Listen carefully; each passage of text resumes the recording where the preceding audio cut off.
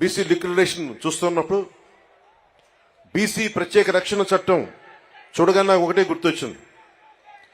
YCP పాలన వచ్చినప్పటి నుంచి దాదాపు 23 నుంచి 26 వేల మంది బీసీల పైన కేసులు పెట్టారు. 300 మంది బీసీలని చంపేశారు. ఇంకా అచ్చెన్నాయుడు గారు లాంటి బీసీ నాయకుల మీద ఎలాంటి దాడులు జరిగినాయో, ఇంకా ఎస్సీల మీద ఎలాంటి దాడులు జరిగినాయి మీ అందరికీ తెలుసు. ముఖ్యంగా ఈరోజు బీసీ సభలో కాబట్టి ప్రత్యేకంగా బీసీ నేను సంఘటనలు చెప్తా ఉన్నాను.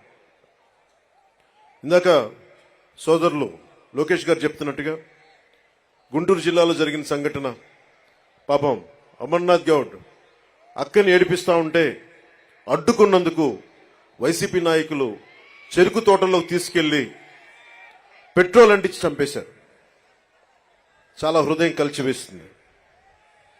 పట్టించుకునేవాళ్ళు లేరు, మాట్లాడేవాళ్ళు లేరు. వైసీపీలో ఉన్న బీసీ నాయకులు కూడా మీరు కూడా ఒకసారి పునరాలోచించుకోవాలి. గుడ్డిగా గనుక వైసీపీ నాయకులు వెనకేసుకొస్తే కులానికి కూడా ద్రోహం చేసిన వాళ్ళు అవుతారు.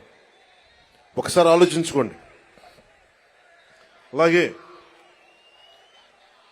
23 నుంచి 26 వేల మంది బీసీ యువత బీసీ ప్రజల్ని కేసులు పెట్టారు.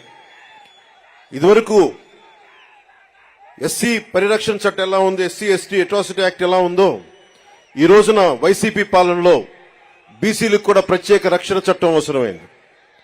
అది చెప్పగానే మొట్టమొదట బీసీ రక్షణకి చాలా అవసరం అని చెప్పి మనస్ఫూర్తిగా నా మద్దతు తెలిపాను వీటన్నిటికీ. ఈ రోజున జనసేన సంబంధించినంత వరకు బీసీలకి సంబంధించి నేను రామ్ మనోహర్ లోహియా గారి సిద్ధాంతాలకి ఆకర్షితునైన వాడిని. బీసీలకి సాధికారత ఉండాలి, ఇవన్నీ ఆలోచించేవాడిని. బీసీలకి మిగతా కులాలకి ఐక్యత ఉండాలి. కేవలం సంఖ్యాబలం ఉన్న బీసీ కులాలే కాదు, అల్పసంఖ్యాక బలం ఉన్న బీసీ కులాలకు కూడా ఎక్కువ అభివృద్ధి రావాలి. బీసీ కులాలన్నిటికీ ఎంతసేపు యాచించే స్థాయి నుంచి శాసించే స్థాయిలో బీసీ కులాలు ఉండాలి మనస్ఫూర్తిగా ఆకాంక్షించేవాడిని, కోరుకునేవాడిని.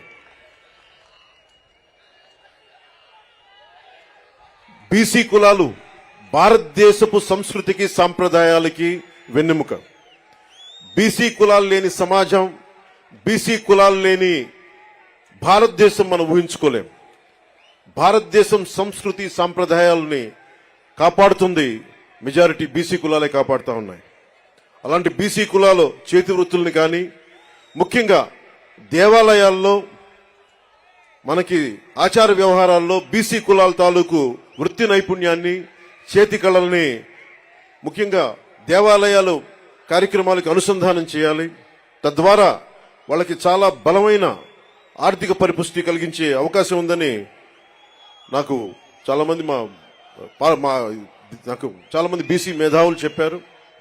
దానిని ఒకసారి నారా చంద్రబాబు నాయుడు గారి దృష్టి కూడా తీసుకెళ్లి దాన్ని ఇంప్లిమెంట్ చేసేలాగా ఖచ్చితంగా దాన్ని ముందుకు తీసుకెళ్తాం. ముఖ్యంగా వడ్డెర కులస్తులు బ్లాస్టింగ్లు జరుగుతూ ఉంటాయి. కొడుతున్నప్పుడు డ్యాముల నిర్మాణం కానీ, రైల్వే లైన్ల నిర్మాణం కానీ ఇవన్నీ వడ్డెర కులస్తుల ద్వారా జరిగాయి బ్రిటిష్ హయాంలో. అలాంటి వడ్డెర కులస్తులు ఈ రోజున పాపం బ్లాస్టింగ్లో దెబ్బలు తింటా ఏ క్వారీలు కొడతారో ఆ క్వారీలకు వాళ్ళకి హక్కు లేకుండా పోయింది. జనసేన తెలుగుదేశం ప్రభుత్వం ఉమ్మడి ప్రభుత్వంలో వడ్డెర్లకి బలమైన ఆర్థిక పరిపుష్టి వచ్చేలా వాళ్ళకి ఖచ్చితంగా వారికి దాంట్లో సింహభాగం ఉండేలా చూడాలని మనస్ఫూర్తిగా కోరుకుంటా ఉన్నాం. అలాగే వడ్డెర్లు కాంట్రాక్ట్ వ్యవస్థల్లో నలిగిపోతా ఉన్నారు. వడ్డెర్లు మనకి ముఖ్యంగా ఈ క్వారీ మైనింగ్లో చనిపోతే కాంట్రాక్టులు మట్టి ఖర్చులు తప్ప ఇంక దేనికి అండగా నిలబడే పరిస్థితి లేదు. నేనే స్వయాన కర్నూలులో ఈ పరిస్థితిని చూశాను. అలాగే యువతరం బీసీ యువతలో కుల వృత్తుల మీద ఆధారపడలేని పరిస్థితి ఉంది. ప్రత్యామ్నాయ అవకాశాలు కావాలి. వీటి అన్నిటి మీద చాలా సమూలంగా ఆలోచించాల్సిన అవసరం ఉంది. దాన్ని కూడా మేము పరిగణలోకి తీసుకొని ఈ రోజున బీసీ డిక్లరేషన్ ఇచ్చినవి కాకుండా మీకు ముఖ్యంగా బీసీ యువతకి, మహిళలకి, పెద్దలందరికీ కూడా మీకు ఆర్థిక పరిపుష్టి వచ్చేలాగా మీరు సంపదకి యాచించకుండా సంపదని సృష్టించేలాగా అలాంటి పథకాలు ఉండాలి. ఆ పథకాల కోసం మేము అహిర్నిశలు తెలుగుదేశం నాయకులతో కలిసి కృషి చేస్తాను మనస్ఫూర్తిగా మీకు తెలుపుకుంటా ఉన్నాం. అలాగే ఇంకొకటి పెద్ద సమాజమైన వాడబలిజ, అగ్నికుల క్షత్రియులు, జాలరి, పల్లెకారులు, పల్లెకాపు, గంగపుత్రులు, ముతురాసులు, ఇవన్నీ ఇత్యాది పల్లెకారుల కులాలన్నీ కూడా ప్రత్యేకమైన దృష్టి సారించాలి. దాదాపు 794 కిలోమీటర్ల తీర ప్రాంతం ఉండి ఈ రోజుకి జట్టీలు లేకుండా ఇబ్బంది పడతా ఉన్నారు. ఇప్పుడు గంగవరం పోర్ట్ లాంటిది నిర్మాణానికి పల్లెకారులు, జాలర్లు, మత్స్యకారులు ప్రాణాలు పోయినాయి. తిరిగి వాళ్ళకి ప్రత్యామ్నాయ అవకాశాలు కల్పించడంలో నిజంగా వెనుకబడి ఉన్నాం. తెలుగుదేశం జనసేన ప్రభుత్వం రాగానే అలాంటి మత్స్యకారులందరికీ అండగా ఉంటాం. అలాగే ప్రతి 30 కిలోమీటర్లకు కూడా జట్టీలు ఉండాలనేదే నా ఉద్దేశం. దాన్ని కూడా చంద్రబాబు నాయుడు గారి దృష్టికి తీసుకెళ్లి ప్రభుత్వం ఏర్పాటు చేయగానే ఎంత తొందరగా ప్రారంభించాలో, ఎంత త్వరగా జట్టీలు ప్రారంభించాలో కూడా దాని వైపు దృష్టి సారిస్తాం. ముఖ్యంగా మత్స్యకారుల పిల్లల్లో బాల కార్మికులు ఎక్కువైపోయారు, స్కూళ్లు సరిగ్గా లేక.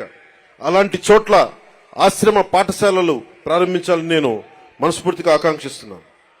అలాగే మేము చేసింది, మా నాయకర్ గారు కానీ మేమందరం చేసింది, జగన్ వచ్చి రాగానే బీసీల దగ్గర డబ్బు ఉండకూడదు, పల్లెకారుల దగ్గర డబ్బు ఉండకూడదు, మత్స్యకారుల దగ్గర డబ్బు ఉండకూడదు అని చెప్పి జీవో 217 పట్టుకొస్తే ఆ రోజున మేము నర్సాపూర్లో నేనే స్వయంగా ఆ జీవో 217 2 ముక్కలుగా చించేశాం. ఏదైనా సరే ఒకటే మాట చెప్పి నేను ముగిస్తా ఉన్నాను. మీ అభివృద్ధికి 153 కులాల సముదాయమైన బీసీ కులాలకి జనసేన అండగా ఉంటుంది. మీకు ఆర్థిక పరిపుష్టిని చేకూర్చేలా మీకు అండగా ఉంటాం. మీ మీద దాడులు జరిగితే మా ప్రాణాలు అడ్డేసి మరి మిమ్మల్ని కాపాడుకుంటాం. అలాగే అన్ని కులాలతో కూడా, ముఖ్యంగా మన బీసీ కులాల్లో కూడా ఐక్యత చాలా అవసరం.